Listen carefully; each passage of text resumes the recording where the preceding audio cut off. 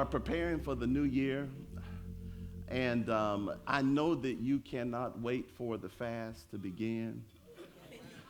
And I know that you kind of get, the reason why I give you a heads up and try not to call these surprise fasts, because I know that it takes a moment for you to prepare your refrigerator for the fast to come.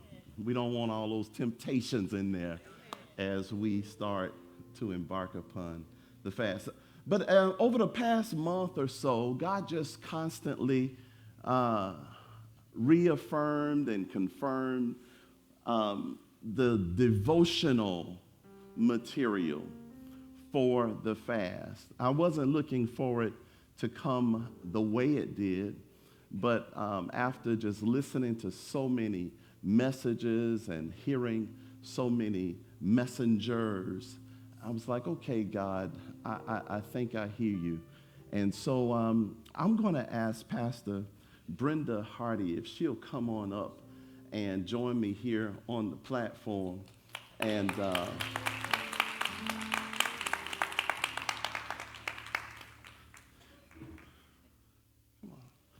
God bless you. All right. You good? Yes, I'm good. All right. I will loan pants. I want to introduce to you an author, an in-house author, an international in-house author, Pastor Brenda Hardy. And of course, we've known her now for some time, and we have seen how God has used her in so many ways. But what I decided to do, Terry, I got a copy of her book, The Living Art, and I started reading it. One chapter a day, just one chapter every morning. And over the course of the last month, God spoke and said, you know what? This will be great to share with the congregation. Try to support our businesses, but this was beyond just simply supporting the business. It was a revelation about where I believe God is taking us and the equipment, the tools that we need to get there. I don't know about you, church, but I don't want 2025 to simply just be a repeat of 2024 and 2023. I'm really believing God for better. I'm really believing God to do exceeding abundantly above all that we could ask, think, or imagine. And even though I am often the mail carrier for this house, I preach about 75% of all of the messages here, about 75%. Now, if you come on the wrong Sunday, then hey, you got 75 other Sundays percent to catch me. But I try to do about 75. And I remember one of the messages had to do with declaring and speaking and controlling your mouth and your words. And so I wanted to take a little time and ask you a few questions, Pastor Brenda. Yes, sir, Bishop. And that the first question is, I want to know what inspired you to write this book. Well, first of all, I want to thank you for this opportunity. I am so humbled to be here with you this morning. I mean, you are such a great leader, and you share your platform with all of us, and we appreciate that so very much, sir, because you didn't have to do this. Thank you. What inspired me to write this book? It's back to what you were saying about you sharing 75% of the time. It's about sharing. You know, I have been in this Christian walk and in a relationship with God for so many years now, and God has shared so many different things with me. And so when I was actually spending time in the presence of God, I knew that he downloaded some things in me concerning the living art. And it was one of those things where I just knew I just had to share it. It's just like, you know, we have a good story, we got a good book, we got a good deal, ladies, we got a good sale. What do we have to do? We have to share it. And so that's what inspired me to write this book. I had to share it. I couldn't keep it to myself. Wow, you know, we all have stories that we should share. So let me say right now, thank you for the inspiration and the push for us to share more. I take a break for just a moment. I believe that even in the audience now are some stories that are worth sharing, because those stories are power-packed testimonies that's going to help the people that you dare to share it with to get over their issues or come through whatever they're going through. So don't sit on your story. Look at your neighbor and say, neighbor, don't sit on your story. So, Pastor Brenda, how did you come up with this, this title, The Living Art? The living art. Well, in the book of Genesis, where it says God created, amen, God created the heavens and the earth. Yes. That word created is bara, and that word means to form and fashion. But it also means carving, cutting out. And it also describes a word, another word that is an art word, and that is sculpturing. Sculpture. So when I saw all those words that had to do with art, Yeah. and we are God's masterpiece, amen? All of us are God's masterpiece. But then when you go to Isaiah and Jeremiah, what does it say? He is the potter, we are the clay. There's art again. Yes. I can see us on the potter's wheel. So I just saw art all throughout creation. And we are his masterpiece, and we're not a piece of art that's hanging on a wall. We're not a piece of art that's standing as a statue in a corner or anything like that. We are living. Living. We are living art. And that's how I came up with the title. I love the title. I really do. And I love the book, but I love the title because I'm just thinking about when I look at myself, when I look at you, that it took an artist to create us. And if you don't mind, as I engage you in the audience, look at your neighbor and say, neighbor, excuse me, God is still working on me. He is still working on me, and I am living, and he is still carving, he's still sculpturing, and he's still molding. I'm gonna tell you, I don't cuss like I used to when I was in college. You know, my son Jonathan, you know, he was drum major at FAMU, and he would never admit to cussing up there on the hill.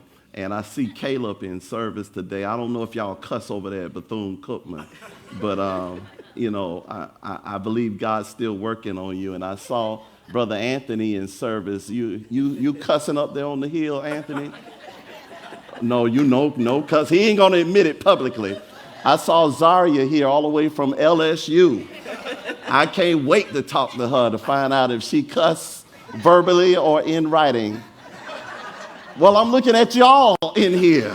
I'm wondering if we got any cussers in the house. All right. Say, I'm saved, but I do cuss a little bit, you know. Sister Brenda, Pastor Brenda, I'm crazy. Pastor Brenda, what are a couple takeaways that you want? I mean, we're going to use this book. Let me hold it here. We're going to use this book as our devotional for our fast. It's a 21-day devotional. We're going to use this. It's not a long read. It's two, maybe 3 pages at most, but it's an easy read. It's not but it cuts to the core. But I want to know, what are 2 or 3 of the takeaways that you want us to really embrace through our devotional time? Well, the first one would be to embrace that we are the masterpiece that God has created.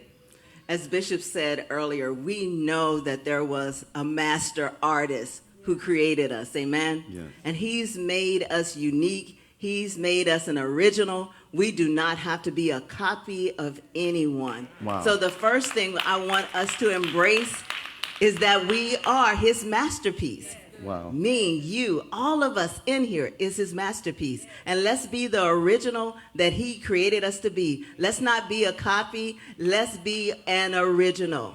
Amen? So we That's can the be first. we can be comfortable being unique. We can be comfortable in being unique, being just like we are. Yes, awesome.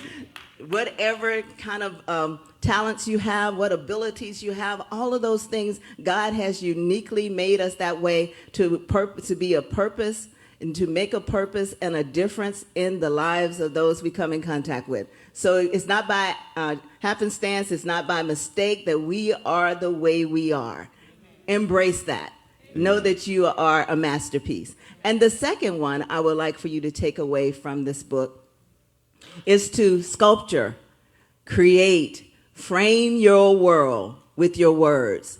Those are the two. They're on the front of the book. Embracing the masterpiece within and sculpturing your world with your words. That's what I want every reader to take away from this book, because it's important, as Bishop said, for us not to have 2025 look like 2024. We got to do something different if we expect something different.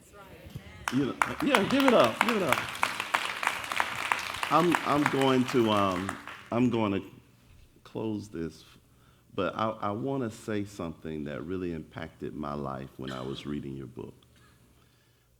Pastor Brenda said in her book that if you don't like your world, if you don't like the world you're living in now, your world, then you have the power to recreate it by using your words.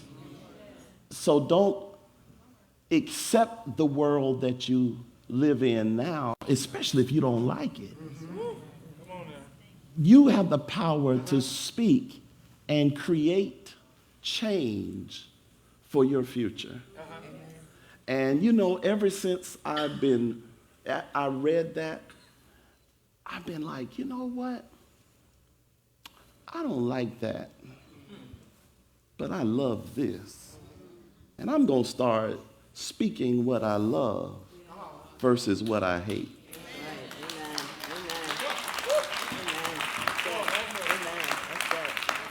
You know what I mean? You can find stuff, you can find things wrong. I'm not going to preach your book. Okay, let me stop. Yeah, I'm not going to preach your book.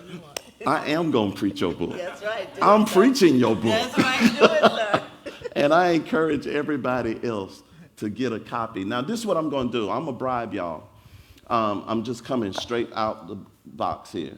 If you want this book, it costs $25, right? All right? Y'all hear that? But I'm going to give a copy to every person that makes it to Christmas morning service.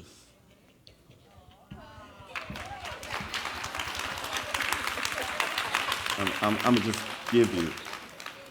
So if you don't come, you need to buy your own copy, but it costs you $25. It's okay, you can afford it, and it's great to sow into this ministry, but I have made the determination, I've made the obligation, the commitment to go ahead and do this. So I've already ordered 100 already, and so that's going to cost a pretty penny, but I'm investing in each one of you because I believe in this book and the writer, the author, and I believe in what God is going to do through us becoming the living art by the living artist. You know, at the end of the day, I think I learned this from Kenan Birch. He's gone on to be with the Lord. I learned this. Oftentimes we act as if God should applaud when we perform. That when we do good, when we live right, when we bless somebody else, that we listen up to heaven to hear if God is going to clap for us. Good job. But I learned it's just the opposite. That he is the performer. And we are the audience. And he's constantly creating art, and he's creating us, and he's doing exceeding abundantly above all we could ask, think, or imagine. And every time God turns up, we ought to show up with an applause. Oh, I wish I had a witness. Every time we see his goodness and his greatness, we ought to applaud him. And so as we go into 2025, we know that our theme for the year is really all around bringing him glory. And I want to do that in a incredible, intentional way. God bless you, Pastor B. Thank you, sir. Love you. Appreciate your spirit. All right. God bless you. Give it up for Pastor Brenda Hardy.